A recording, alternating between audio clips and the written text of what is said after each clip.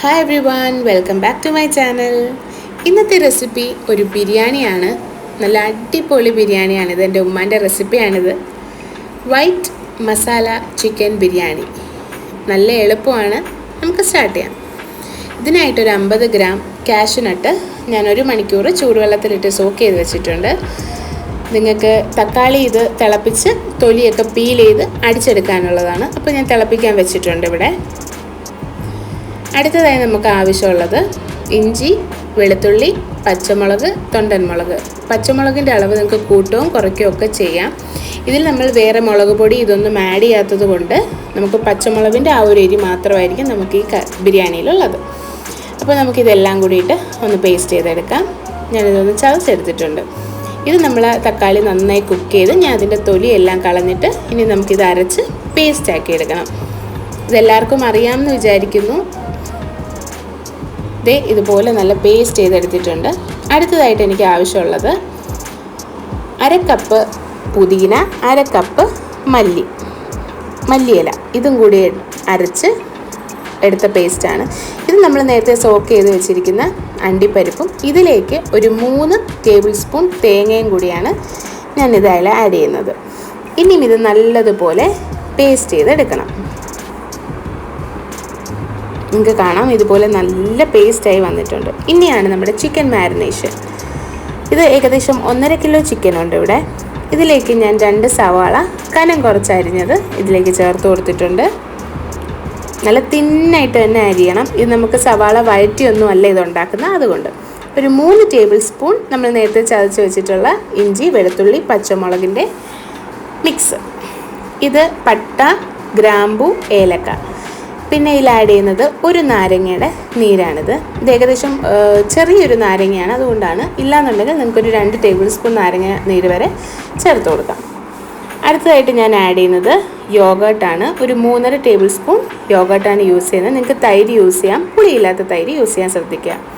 ഇത് നമ്മൾ അരച്ച് വെച്ചിരിക്കുന്ന പുതിന, മല്ലിയിലയുടെ പേസ്റ്റ്. അടുത്തതായിട്ട് നമ്മൾ അണ്ടിപ്പരിപ്പും തേങ്ങയും കൂടിയായിട്ട് അരച്ച പേസ്റ്റ്. ഇതിലിടുന്ന പൊടികൾ എന്ന് പറഞ്ഞു കഴിഞ്ഞാൽ ആകെ നമ്മുടെ പെരിഞ്ജീരകപ്പൊടിയാണ്. 2 ടീസ്പൂൺ പെരിഞ്ജീരകപ്പൊടിയാണ് ഞാൻ ഇവിടെ യൂസ് ചെയ്യുന്നത്. പിന്നെ ഇടുന്നത് ഗരം മസാല, 1.5 ടീസ്പൂൺ ഗരം മസാല. ആവശ്യത്തിനുള്ള ഉപ്പും കൂടി ആഡ് ചെയ്ത് കൊടുക്കാം. ഇനി ഇത്രയും മസാലകളാണ് ഇതിലുള്ളത്. ഇതിലെ എരിവെന്ന് പറയുന്നത് പച്ചമുളകിൻ്റെ. പിന്നെ ഒരു 3 ടേബിൾ സ്പൂൺ സൺഫ്ലവർ ഓയിലും കൂടി വെച്ച് നല്ലതുപോലെ മിക്സ് ചെയ്ത് ഞാൻ തക്കാളിയുടെ പേസ്റ്റും കൂടി ആഡ് ചെയ്ത് ഒന്നും കൂടി ഒന്ന് മിക്സ് ചെയ്ത് 1 മണിക്കൂറെങ്കിലും നിങ്ങൾ റെസ്റ്റ് ചെയ്യാൻ വെക്കുക. തലേ ദിവസം വെച്ച് കഴിഞ്ഞാൽ അത്രയും നല്ലത്. അങ്ങനെ ഞാനിത് കുക്ക് ചെയ്യാൻ വെച്ചിട്ടുണ്ട്. 1 മണിക്കൂറിന് ശേഷം ഇവിടെ തിളയൊക്കെ വന്ന് തുടങ്ങിയിട്ടുണ്ട്. ഇതിലേക്ക് വെള്ളം ഒന്നും ഒഴിക്കരുത്. സവാളയിൽ നിന്നും അതുപോലെ തക്കാളിയിൽ നിന്നൊക്കെ നല്ലതുപോലെ ചിക്കനിൽ നിന്നും നല്ലപോലെ വെള്ളം ഇറങ്ങും. ഇത് വെള്ളമൊന്നും ഒഴിക്കണ്ട. അങ്ങനെ നമ്മുടെ ചിക്കനൊക്കെ നല്ല തിളച്ച് വരുന്നു. ഇതൊരു ഏകദേശമായിട്ട് വറ്റി വരുമ്പോൾ നമുക്കിത് എടുക്കാവുന്നതാണ്. നല്ല ക്രീമി ആയിട്ടുള്ളൊരു മസാലയായിരിക്കും ഇതിലുള്ളത്. ഇത് ഞാൻ കുറച്ച് ഉള്ളി പൊരിക്കാൻ വെച്ചതാണ് ഗാർണിഷ് ചെയ്യാൻ വേണ്ടിയിട്ട്.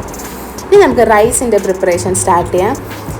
ആദ്യം നമുക്കൊരു ബിരിയാണി വെക്കുന്ന പാത്രം അടുപ്പത്തോട്ട് വെച്ച് 2 ടേബിൾ സ്പൂൺ നെയ്യ് ഒഴിച്ചിട്ട് നെയ്യ് നന്നായി മെൽറ്റായി വരുമ്പോൾ നമ്മളുടെ ഹോൾ സ്പൈസസ് ഇട്ട് കൊടുക്കാം.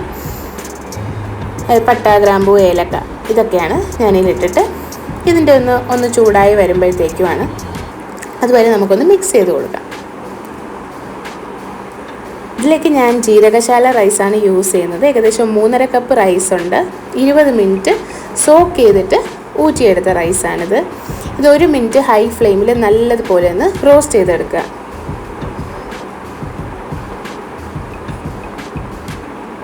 നന്നായി റോസ്റ്റ് ചെയ്യുമ്പോഴത്തേക്കും നമ്മുടെ റൈസ് ഒന്നും പൊട്ടിപ്പോവാൻ ചാൻസ് ഇല്ല. നമുക്കറിയാൻ പറ്റും നല്ലൊരു മണവും നല്ലൊരു സൗണ്ടൊക്കെ കേൾക്കും. അപ്പം ആ സമയമാകുമ്പോഴത്തേക്കും നമുക്ക് വെള്ളം ആഡ് ചെയ്യും. ഞാനിവിടെ ആഡ് ചെയ്യുന്നത് നല്ല തിളച്ച വെള്ളമാണ്. 3.5 കപ്പ് റൈസിന് 7 കപ്പ് വെള്ളം, ഇരട്ടിയാണ് വെള്ളം. ആവശ്യത്തിനുള്ള ഉപ്പും കൂടി ആഡ് ചെയ്ത് കൊടുത്തിട്ടുണ്ട്.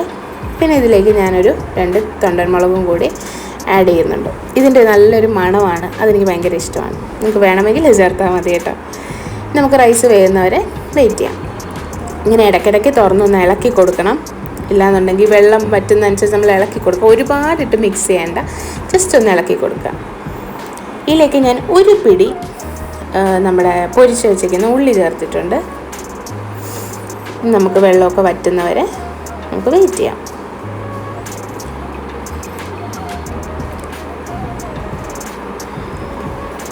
നമ്മുടെ റൈസ് ഇവിടെ അടിപൊളിയായിട്ട് കുക്കായിട്ടുണ്ട്.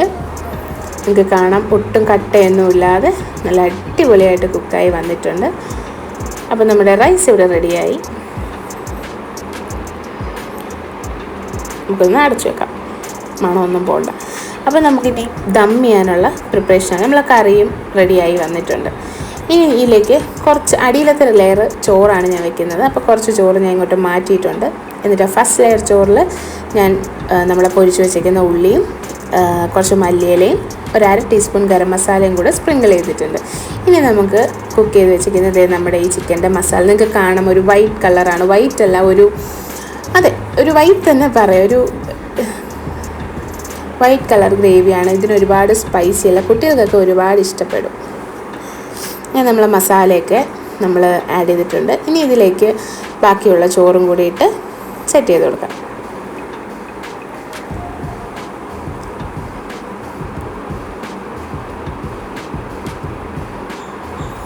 അങ്ങനെ ഇവിടെ എല്ലാ ചോറും ഇട്ട് കൊടുത്ത് ഒന്ന് പ്രസ് ചെയ്ത് നല്ല നീറ്റായിട്ടതിന് ശേഷം ഇതിലേക്ക് പൊരിച്ച് വെച്ചിരിക്കുന്ന ഉള്ളിയും അതുപോലെ മല്ലിയിലയും വീണ്ടും ഗരം മസാലയും കൂടി ഇട്ട് ഒരല്പം നെയ്യും കൂടി ഇതിലേക്ക് ഒഴിക്കുന്നുണ്ട്.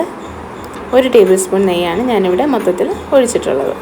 ഇനി നമുക്കിത് അടച്ച് വെച്ച് തീയൊക്കെ നല്ല ലോ ഫ്ലെയിമിലാക്കി ഒരു 20 മിനിറ്റ് നമുക്ക് ദം ചെയ്യാനായിട്ട് വെക്കാം. അങ്ങനെ 20 മിനിറ്റൊക്കെ കഴിഞ്ഞിട്ടുണ്ട്. നമുക്ക് നമ്മുടെ ചോറൊക്കെ കണ്ട നല്ല പിറുപിറാന്നിരിക്കുന്ന നല്ല ചോറാണ്. അതുപോലെ നമ്മൾ മസാലയൊക്കെ ആയിട്ട് തുറക്കുമ്പോൾ തന്നെ നല്ല അടിപൊളി മണം വന്നിട്ടുണ്ട്. ഇതേ കണ്ട ഈ ഒരു കളറിലാണ് നമ്മൾ ഈ ബിരിയാണി. അതുപോലെ ഭയങ്കര ടേസ്റ്റാണ്. എല്ലാവരും ട്രൈ ചെയ്യണം. നല്ല സിമ്പിളായിട്ടൊരു ബിരിയാണി റെസിപ്പി അല്ലേ ഇത്. ഈ വീഡിയോ നിങ്ങൾക്ക് ഇഷ്ടമായെങ്കിൽ ലൈക്ക് ചെയ്യുക, ഷെയർ ചെയ്യുക, സബ്സ്ക്രൈബ് ചെയ്യുക. Thank you for watching.